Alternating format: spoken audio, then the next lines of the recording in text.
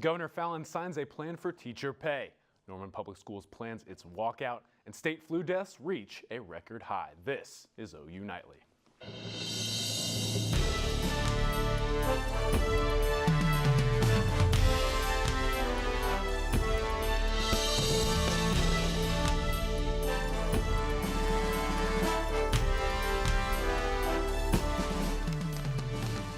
Good evening. Thanks for joining OU Nightly. I'm Sammi Steele. And I'm Collin Kennedy. Governor Mary Fallin signed the massive tax package this afternoon aimed at stopping the impending teacher walkout by increasing their pay rates.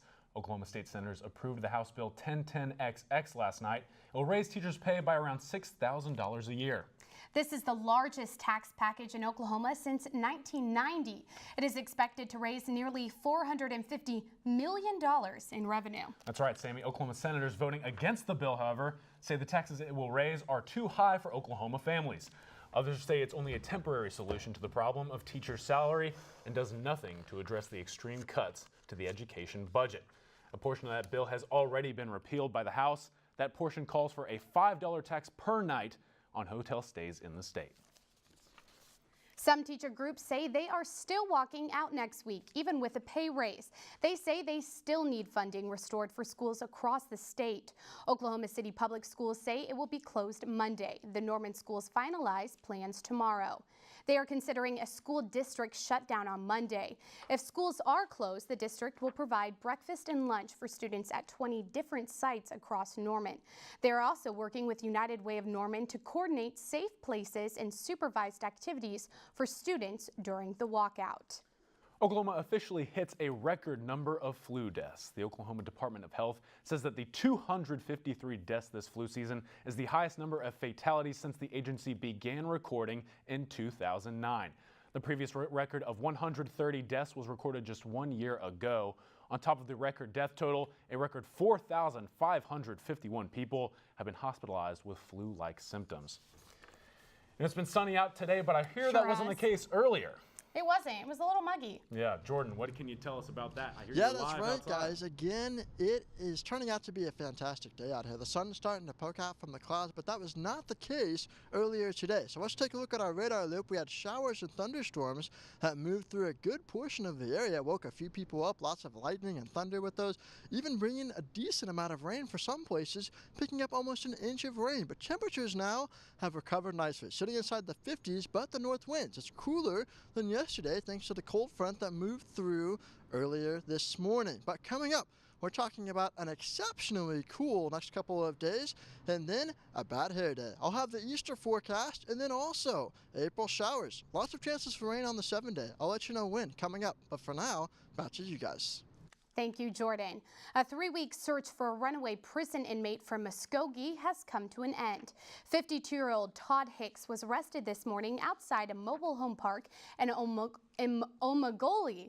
Hicks walked away from Just Done Correctional Center, a minimum security facility in Taft, on March 8th. He was serving 2 15-year sentences for first and second-degree burglary. Larry Nassar isn't the only Michigan State employee accused of sexual assault. Shereen Hashem has more. Shereen. That's right, Sammy. Former dean at Michigan State University, William Strample, was charged with a felony and high court misdemeanor. Strample has been accused of harassing 4 female MSU college students with 4th-degree criminal sexual conduct and neglect of duty. The complaint charges describes his actions with the women, including solicitation of nude photos from at least 1 female medical student. A federal judge in California put a temporary stop to efforts by Stormy Daniels' attorney. The expedited trial and discovery process for the $130,000 payout by President Trump was denied. Daniels said that she pressed to sign the document, and her legal team now says the agreement is invalid because it was never signed by Trump. He continues to deny any allegations of the affair. The Parkland school shooter's brother, Zachary Cruz, is released from jail after agreeing to a plea deal on a trespassing charge. Cruz was arrested on March 19th after deputies found him skateboarding at Marjorie Stoneman Douglas High School when he had previously been told not to be on the campus. A judge raised his bond to $500,000 after it was discovered he had been on the campus multiple times and had disturbing conversations about his brother. And Oklahoma teachers aren't the only ones taking a stand. Teachers in Arizona are demanding a 20% pay raise and say they plan to go on strike if it doesn't happen. Back to you. Thank you, Shereen. New mail lockers were installed during spring break in different areas around OU campus housing. With just a code received by email, students will be able to get their mail from secure lockers at their dorms. The initiative will help to decrease mail loss and prevent access to outsiders. And one of the ways that we identified was to simply eliminate package delivery directly to the student's dorm room or housing area. As for now, OU Postal Services hopes students will make use of this resource to improve their mailing experience during their time at OU. I'm pretty excited about that. Should be. It's a nice resource to have. Absolutely. Well, still head on OU Nightly. Body cam footage is released from a recent Norman police shooting. Plus, students gather to celebrate President Bourne's legacy. Stay with us.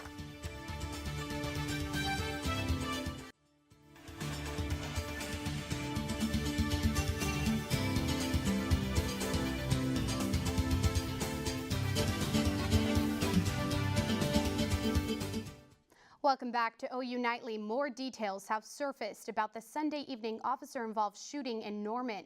OU Nightly reporter Ashley Eddy has more. Man, you gotta talk to me. Give me the chance to help you the way I can. I've got resources available to me, man. 2 police officers shot Ronnie Lewis Miller III Sunday evening at a Norman apartment complex. Chief of Police Keith Humphrey explained that when officers arrived, they tried negotiating with Miller, who then pulled out a firearm and pointed it at the officers, prompting them to shoot. The officers felt for their safety and for the safety of the others and fired. 2 rounds struck the subject. The subject immediately fell to the ground. Man, you gotta give me that chance. Get your hand off the gun. Get your hand off the gun. Miller was shot twice in the upper and lower torso and is still in critical condition. Humphrey said Miller was taunting officers to shoot him.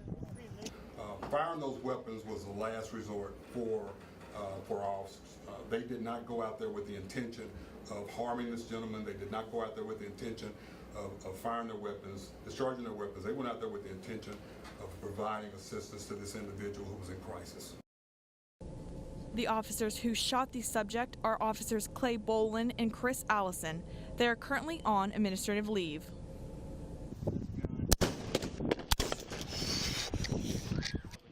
Ashley Eddy, OU Nightly.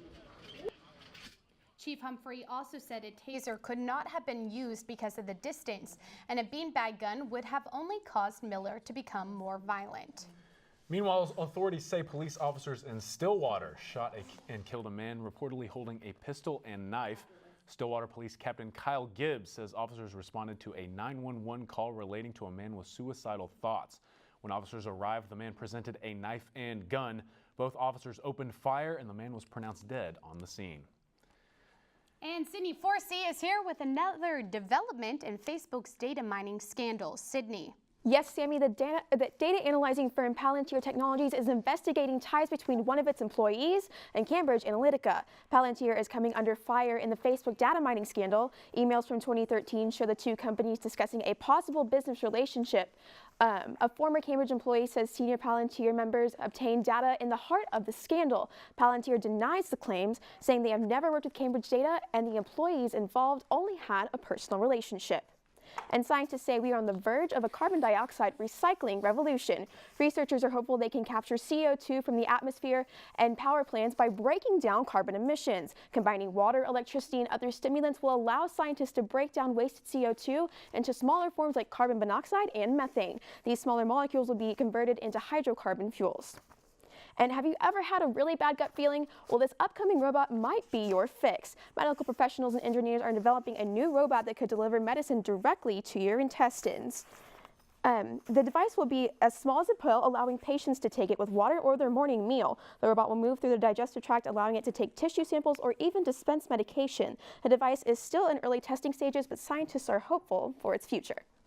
That's pretty cool. That's amazing. Like right now, the only right technology we have, for going to the intestines is like small little cameras, and it's kind of sometimes invasive, but this will allow people to have no scars and, get the treatment they need, scar-free. So all I can think about is all those paranoid people worried about robots taking over, seeing that and getting very, very scared. Yeah, that might be the bad gut feeling they were talking about. Exactly. So. Well, thank you guys. Sydney. Thank you, Sydney. And the Oklahoma State Department of Health is helping investigate a nationwide salmonella outbreak that's linked to a stimulant-like plant called kratom. Officials say a total of 91 people, including 4 cases from Oklahoma, have been linked to the outbreak. According to the CDC, kratom is a plant native to Southeast Asia. It may be brewed in a tea, chewed, smoked, or ingested in capsules. But public officials are now recommending that people should not consume kratom in any form. Still ahead on OU Nightly, America's Fat Pastime finally returns as opening day sweeps the nation. I also heard, Jordan, that you might be spending Easter inside come Sunday. What do you got? That's right, Easter could be spending it inside. All the details after the break.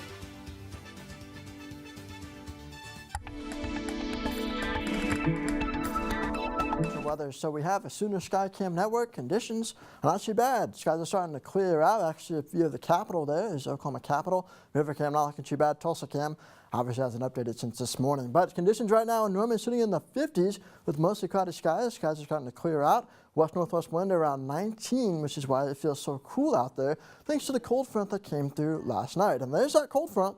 There it is, it's moving through. Lots of heavy rain in the southeast. We're actually dealing with a lot of flooding due to the heavy rain. But our next system coming in for Easter is up to our north. So there it is. That's going to be heading in our direction as we get to tomorrow, Saturday, and Sunday. So here we go. Let's play this out. So for tomorrow morning, temperatures are going to be pretty chilly. We're going to be sitting inside the 40s with a light wind. Our high pressure is going to stay in control, so just a few clouds around throughout the day.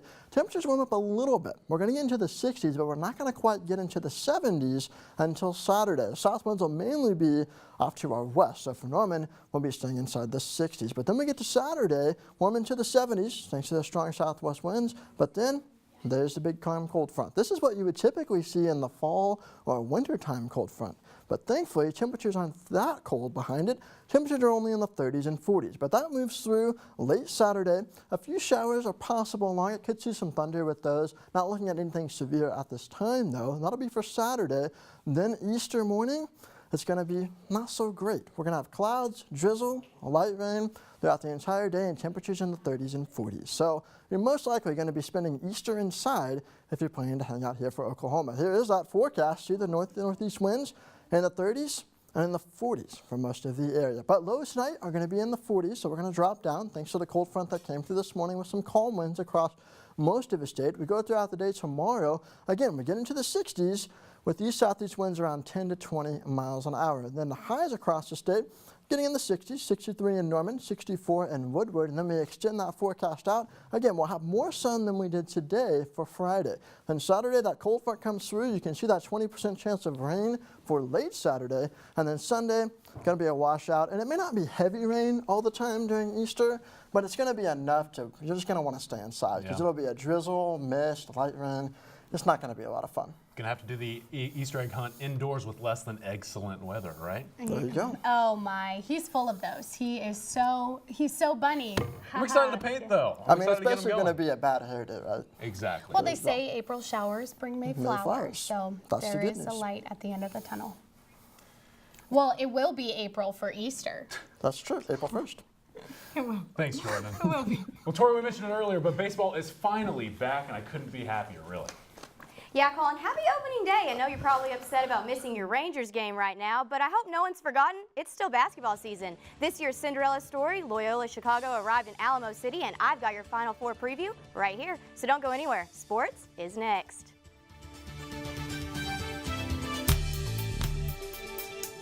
And it's here, the day some baseball fans look forward to more than Christmas. Baseball's back, and Chicago's Ian Happ got it started with a bang. In the first of 13 games of today, Cubs second baseman led off with a home run on the first pitch of the game. And for the first time ever in MLB history, 3 pitchers from the same college start on opening day. Their alma mater, you ask? The University of Oklahoma. The 3 former Sooners are John Gray for the Rockies, for the Brewers Chase Anderson, and the Angels Garrett Richards.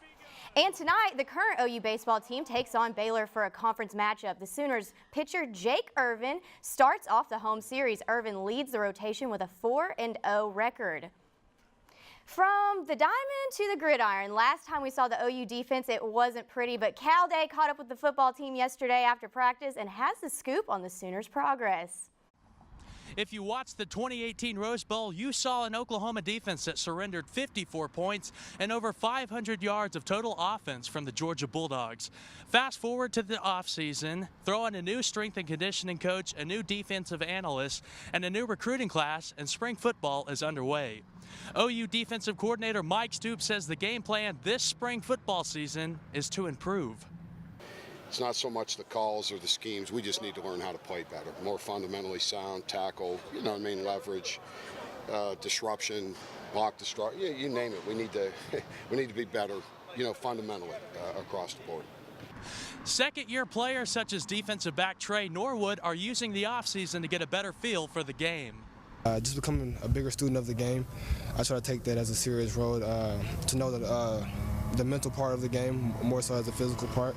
So that's really the main things I'm working on. OU fans have their first opportunity to see the progress of spring football by attending the 2018 spring football game on Saturday, April 14th, right here at Oklahoma Memorial Stadium. Reporting for OU Nightly Sports, Cal Day. Thanks, Cal. The final 4 teams left in the dance face off Saturday in San Antonio. The underdogs, Loyola Chicago and Sister Jean, made it all the way to the Final Four. The Ramblers go up against Michigan. The only Big 12 contender left, Rock Chalk Jayhawks, will take on #1 Villanova. Kansas proved themselves by knocking off Duke and the Blue Devils in an overtime win. My bracket busted a long time ago, so now I'm just excited to watch these teams battle it out. And with the season coming to an end, every game matters. The Thunder cling to 4th in the West, and the Spurs are right behind them. The two go head-to-head tonight in San Antonio. The Thunder have won the last 2 games against them, although the Spurs have the home team advantage tonight. They may be without LaMarcus Aldridge, who hurt his knee Sunday in Milwaukee. And back to baseball. As I said earlier, Ian Happ ropes one over to start off the game. Well, about an hour before that, Cubs reporter Michael Cerami literally tweeted if Happ leads off with a home run, he would jump in Lake Michigan. For today's Cubs game, I made a bet that I'd jump into Lake Michigan if Ian Happ hit a leadoff home run. That's exactly what he did, and I'm a man of my word. So here goes nothing.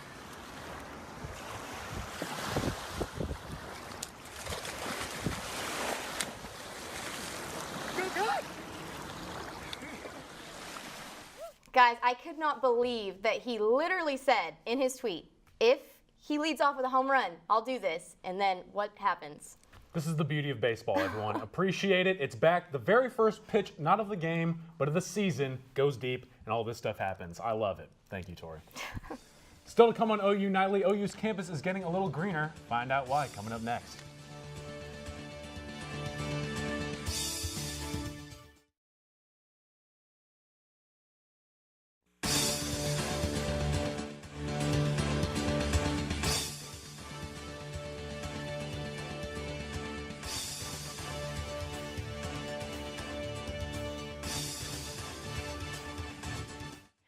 I'm Tevis Hillis at the OU Nightly Update Desk with the latest on the teacher raise vote. Governor Mary Fallin signed the bill to put into action, but some representatives are not happy. That's because there are already plans to cut $50 million from the revenue package. This would happen with the House bill to repeal the $5 a night hotel tax. State Representative Collin says it is the most blatant bait and switch he has seen during his term. Another representative, Emily Virgin, from Norman, says she will not support this bill unless they find a way to replace that cut. Back to you all in the studio. President David Boren's era is coming to a close, but his legacy will live on at the University of Oklahoma. This Arbor Day, students and faculty gathered in front of the residence halls for a picnic to recognize our campus, beautiful both day and night. The celebration included the planting of trees, a gift from the senior class, and other gifts to honor President Boren and his time at OU. Boren said over 4,000 trees have been planted by students on OU's 3 campuses for Arbor Day events, and over 20,000 total were planted on this campus alone. The tree All of you are the reason why we have one of the 25 most beautiful campuses in America. And it's typical of the spirit of our university, total unselfishness. The tree planting took place immediately following the ceremony at the duck pond. And it's great timing because it's spring, so those trees will do well. You know what else spring is? Yep. Baseball. But there was baseball-sized hail, right, Jordan? That's right. Back in 1993, baseball-sized hail in Oklahoma caused about $20 million in damage across the state. Wow. Unfortunate situation, but thanks, Jordan. Thank you for watching OU Nightly, brought to you by the Gaylord College of Journalism and Mass Communication on the campus of the University of Oklahoma. We'll see you back here tomorrow night, live out.